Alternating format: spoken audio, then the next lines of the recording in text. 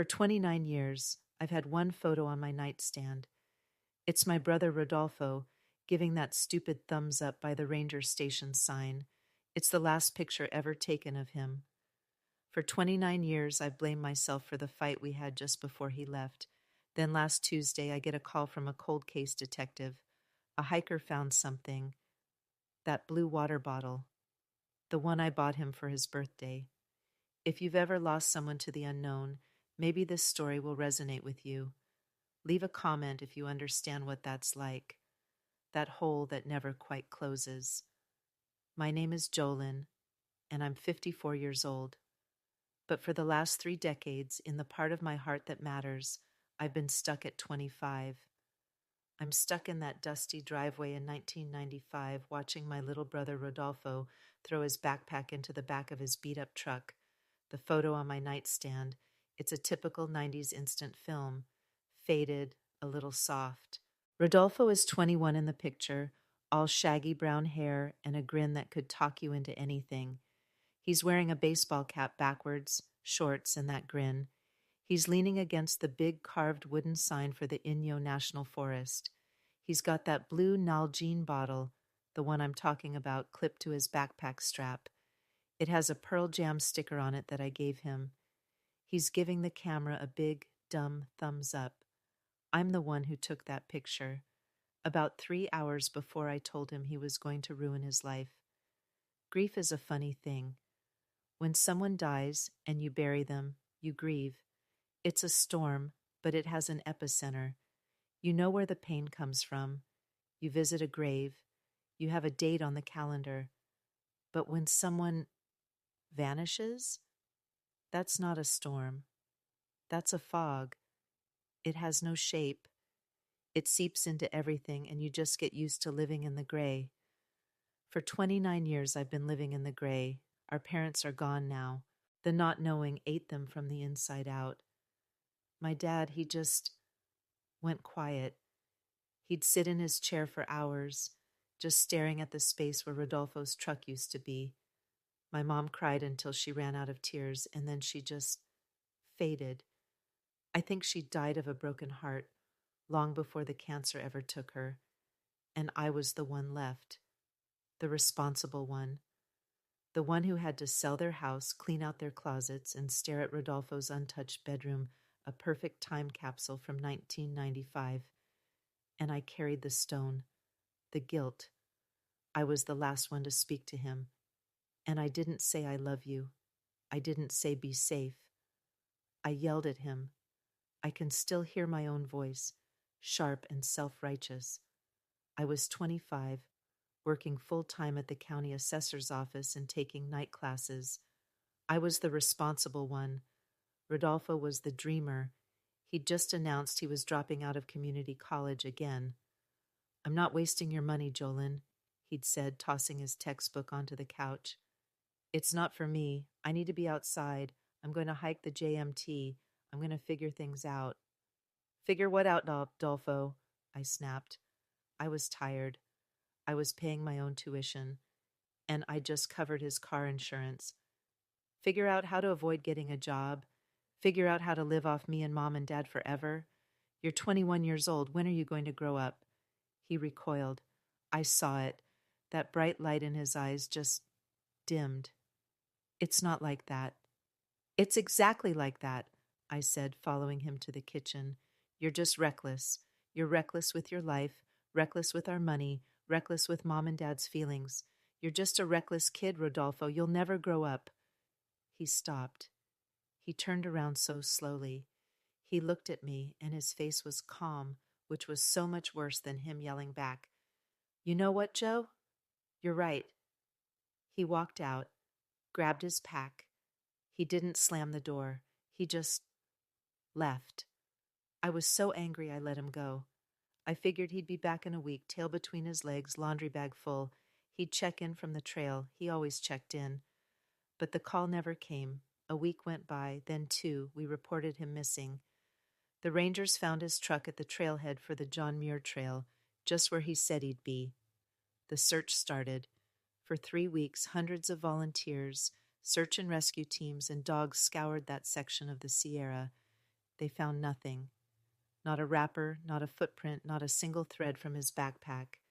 It was like the mountains had just swallowed him. Then, the first week of October, an early, brutal blizzard hit the high country. 10 feet of snow in 2 days. The search was officially suspended, and suspended is just a polite word for over. And that was it. 29 years of silence. 29 years of me playing that last conversation over and over in my head. You're reckless. You're reckless. You're reckless.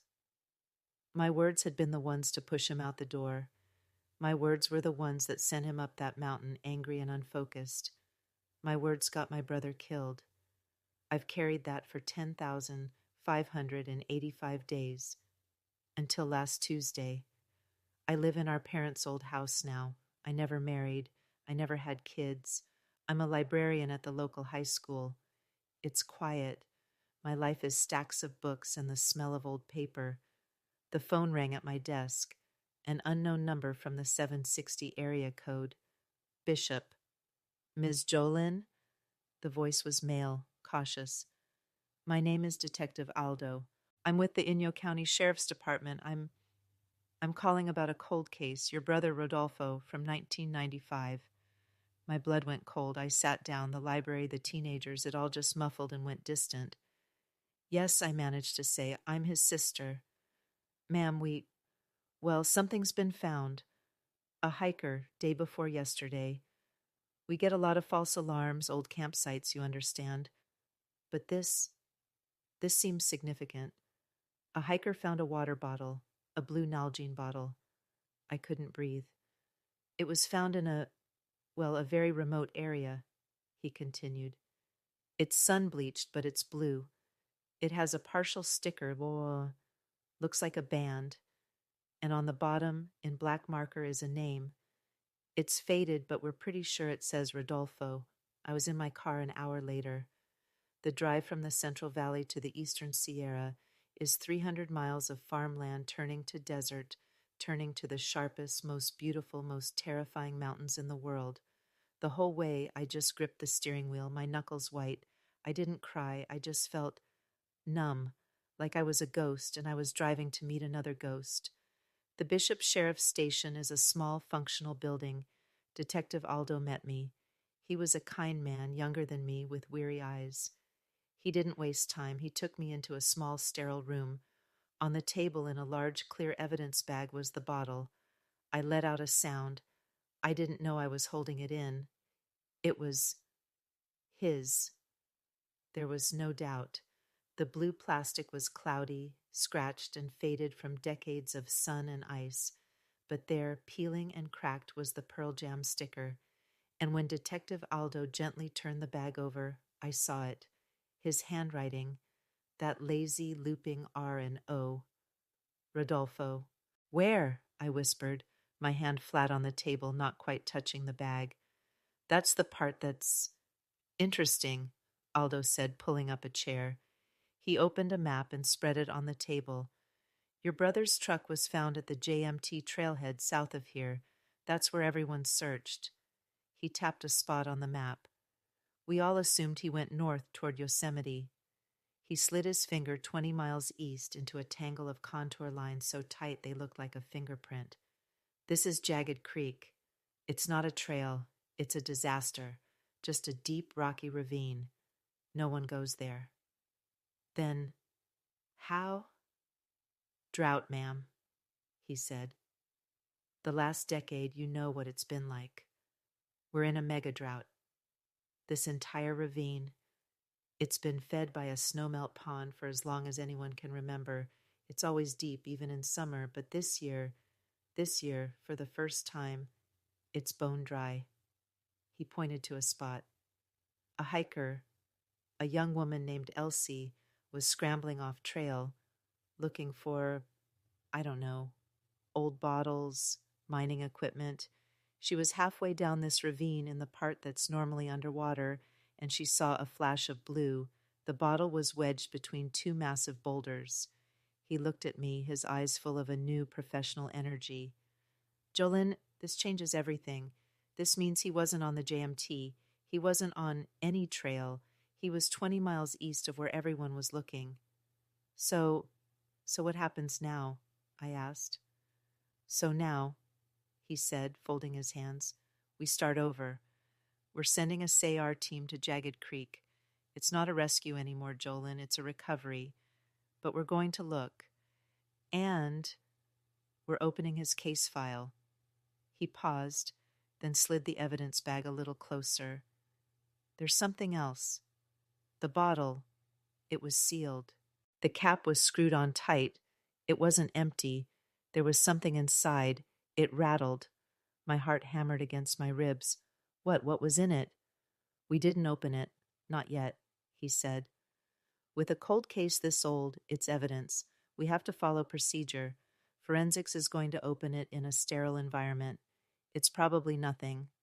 A few rocks, maybe sand. But we're going to check. I'll call you the second we know. I drove to a motel in Bishop. I couldn't go home. I couldn't be 300 miles away. I checked into a small roadside room that smelled like dust and stale cigarettes. I sat on the edge of the bed for hours, just staring at the peeling wallpaper. For 29 years I had a story. My brother was lost. He was caught in a storm. He made a mistake. I made a mistake. It was a tragedy. But the bottle being 20 miles off course, that wasn't a tragedy. That was a mystery. And for the first time, the fog of grief was pierced by a tiny, sharp light, the light of why. The next 2 days were an agony. I walked the streets of Bishop. I drove to the ranger station, the one from the photo. The sign was still there, the wood just older, more cracked. I stood where he stood. I looked at the mountains, and I tried to feel him. I tried to understand what would make him go to Jagged Creek. It made no sense. It was a dead end. It led nowhere. On the third day, my phone rang. It was Aldo. Jolene, can you come back to the station? My hands were shaking so badly I could barely put the key in the ignition. When I got there, Aldo wasn't alone. There was a woman with him, a forensics tech. The evidence bag was on the table, but now it was open. The bottle was sitting next to it, and next to the bottle was a 35-millimeter film canister, the old black and gray kind. The bottle was watertight, Jolene, Aldo said, his voice soft. The cap held. Whatever was inside was perfectly preserved. The tech, a kind woman named Maria, picked up the canister. It was heavy. We opened it, and this was inside. She carefully, with gloved hands, laid 2 items on the table. The first was a piece of paper folded into a tiny, tight square. The second was an instant photo, a Polaroid, also folded. Maria gently unfolded the photo. It was creased, but the image was clear. It was Rodolfo. He was younger, happier than I'd seen him in a long time. He was sitting on the hood of an old red car, and his arm was around a woman. She was beautiful, dark curly hair, a bright, wide smile.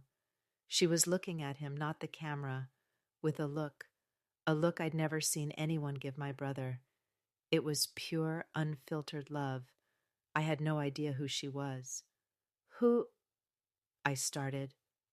We don't know, Aldo said. Look at the note.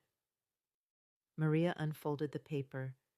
It was a page torn from a small notepad. It was Rodolfo's handwriting. It wasn't a suicide note. It wasn't a goodbye. It was a plan. It said, Mona, I'll be at the cabin. Took the old pass. Don't worry about Izai. Just come. Love. I read it 3 times. Mona, Izai, the cabin, the old pass. It was like a code. This changes it, Aldo said, stating the obvious. Your brother wasn't just lost, Jolene. It looks like he was running. He was going to meet someone. The guilt, the heavy cold stone I had carried in my stomach for 29 years. It didn't disappear, but it shifted. It cracked. He wasn't angry. He wasn't unfocused. He wasn't reckless. He was in love. My last words to him, they weren't the reason he left. They were just noise, an annoyance. His path was already set. He was leaving with or without my blessing. Mona, I said, testing the name. I don't know any Mona. Neither do we, Aldo said, but we have a place to start. Mona and Isai and the cabin and the old pass. This is what we do, Jolene. We're going to find them. The investigation went from a cold search and rescue to a full-blown cold case. Aldo and his small team were incredible. They dug into the past. First, the old pass. Aldo pulled out maps so old they were brittle. The locals so, he said. Before the main highway went in, there was an old mining road. It's impassable now, washed out in a dozen places. But in 95, you could maybe get a truck through. It's called Shepherd's Pass, and it goes right over the ridge and drops you into the valley about 2 miles from Jagged Creek. My brother was on a path, a secret path. Next, the cabin. We cross-referenced the pass with old property maps, as Aldo explained 2 days later. There's an old collapsed mining claim cabin right here. He tapped the map. It's about a 1/4 mile from where the bottle was found. Why was the bottle in the ravine then? I asked. Maybe he dropped it on his way. Maybe he was climbing, or maybe he put it there. A marker, a signal. Then the big search. Mona and Isai. They ran marriage licenses from 1990 to 1995 for all of Inyo and the surrounding counties. And they got a hit. Isai Kempf, Mona Kempf. Kempf, I said, tasting the name. Wait, Kemp's Diner in Lone Pine. I remember that place. We ate there, me and Rodolfo, on the way to that last trip. A memory, thin as smoke, came back to me. Me and Rodolfo in a booth, him laughing, a pretty waitress with dark curly hair refilling his coffee. He was talking to her, just a little too long, a little too familiar. My God, I whispered. She was right there. She was the waitress. Aldo's face was grim. Jolene, this might get complicated. If Mona and Rodolfo were having an affair, a husband, Isai, is a person of interest. You think Isai? I think we need to find Mona, or Isai, or both. The search for the Kemps began. It didn't take long. Public records. They're a breadcrumb trail for a life. Isai Kempf, it turned out, had died 10 years ago. 2015, cancer. Mona Kempf, she'd sold the diner right after his death. And then she'd disappeared. People don't just disappear, Aldo said, his jaw set. Not twice in one case. He ran her name through every database, credit cards, DMV, IRS, and he found her. She'd moved. A lot. First to Nevada, then Arizona, then Idaho. She was living in a small town outside Boise. I'm going, I said. No, Jolene, you're not, Aldo said, his voice firm but kind. This is a potential witness, or more. I can't have you there. I'm flying to Boise tomorrow. I'm going to talk to her. I promise.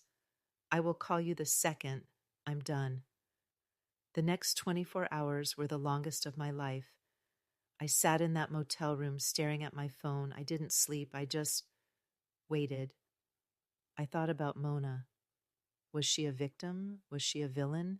Did she know? Did she just not show up? Did she break his heart and leave him stranded? The phone rang. It was 4 p.m. Aldo? Jolene, I'm here. I'm with her. We've been talking for about 2 hours. His voice was heavy. I'd never heard him sound like this. She's wrecked, Jolene. She's been carrying this for 30 years. He sighed. It's not what we thought. It's worse. Just tell me, I said, sinking onto the bed. Please, just tell me what happened to my brother. Okay, he said. He took a deep breath. I'm just going to tell you what she told me. She hasn't stopped crying. I believe her. And then he laid it all out. The final heartbreaking truth. Mona was 25 in 1995. She'd been married to Isai since she was 18. He was older, controlling. She said he was a monster. Not in a way that left marks, but in a way that hollowed you out. He owned the diner. He owned their house. He owned her. Then Rodolfo walked in. He was just a kid, 21. He was bright and funny, and he saw her, not the waitress. Her. They started talking. It was innocent. Then it wasn't. They fell in love. A desperate, secret, stolen moments kind of love. They met in motel rooms in quiet canyons. It was real. After 6 months, they made a plan. Rodolfo, my reckless brother, had a plan. He was going to go hiking. He'd take the old miner's pass to the abandoned cabin. It was a place they had found together. He'd wait there.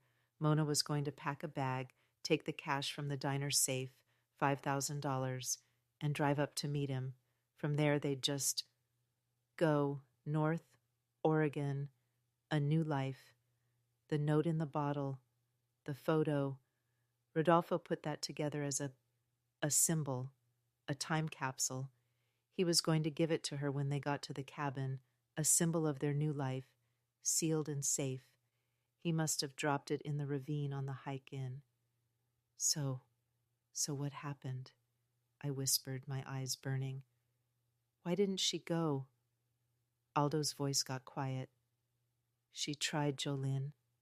The night Rodolfo left, she packed her bag. She got the money from the safe. She was walking to her car. He paused, and Isai was there. He was waiting. He'd found a note she'd written. He'd figured it all out. He took the bag, Jolene. He took the money. He took her keys. Oh, God, I said. She said he didn't hit her. He just smiled. He dragged her back inside, and he locked her in the basement, a root cellar. I closed my eyes. The dark, the cold. He kept her in there. For 3 days, Jolene, no light, just a bucket. He told her he knew about Rodolfo, he knew about the cabin. He said if she made one sound, if she ever tried to leave again, he would take his hunting rifle, drive up that pass, and he would handle the problem. And then he'd handle her. I was weeping now, quietly. She was 25, Jolene. She was terrified. She believed him. After 3 days, he let her out. He acted like nothing had happened. He told her to get her apron on and get to the diner, and she did. She just went back to work? She was broken, Aldo said, and she was trapped. He had an alibi for those 3 days. He'd made sure to be seen all over town. She knew no one would believe her. She never told anyone. She never went to the cabin. She just stayed. And Rodolfo? I could barely say his name. He waited, Jolene. He was at that cabin. He was waiting for her. The final piece clicked into place. That early, brutal blizzard. The one that stopped the search. The storm, I said. Yes, Aldo said. Rodolfo made it to the cabin. He was fine. He was just waiting. He had food for maybe 2-3 days. He was expecting Mona to show up with the car and more supplies. When she didn't, and then that blizzard hit, he was trapped. He was trapped, 15 miles from any road, in a blizzard, with no food. He didn't fall. He wasn't reckless. He wasn't lost. He was waiting. He died alone in a collapsed cabin, waiting for a love that was locked in a basement. Aldo's voice broke the silence. Jolene, based on Mona's story, we sent the SAR team to the cabin this morning. It's just a pile of rotten timber now, but they found it. They found his backpack, tucked under what was left of the floorboards, trying to keep it dry. He stopped. And about 20 yards away, in a hollow under a pine tree, they found him. He, it looks like he was just sitting, wrapped in his sleeping bag. He just went to sleep. The cold. I don't know how to describe what I felt. The guilt I'd carried for 30 years. It vanished. It just evaporated. And in its place was this profound, bottomless sadness. But it was clean. It was a grief I could understand. It wasn't my fault. It wasn't his fault. It was a tragedy, a real one, a story of stolen love and brutal timing. We brought him home. What was left? I buried him next to Mom and Dad in the family plot. It was a small service, just me and Aldo. I couldn't bring myself to call Mona. I couldn't hate her. I couldn't forgive her. I just felt sorry for her, for them both. After the case was closed, Aldo gave me the bottle and the photo. They're on my nightstand now, right next to the 1995 photo of him at the ranger station. The first photo, that's the boy I knew, the reckless, grinning kid, my brother. The second one, the one from the bottle, that's the man I never got to know, the man who was brave enough to risk it all for love. For 29 years I've been grieving the boy. Now I can finally grieve the man. The fog is gone. It's not gray anymore. It's just quiet. What would you have done if you were Mona locked in that cellar? Wow. What choice would you have made? Subscribe if you believe every truth, no matter how long it's buried, eventually surfaces.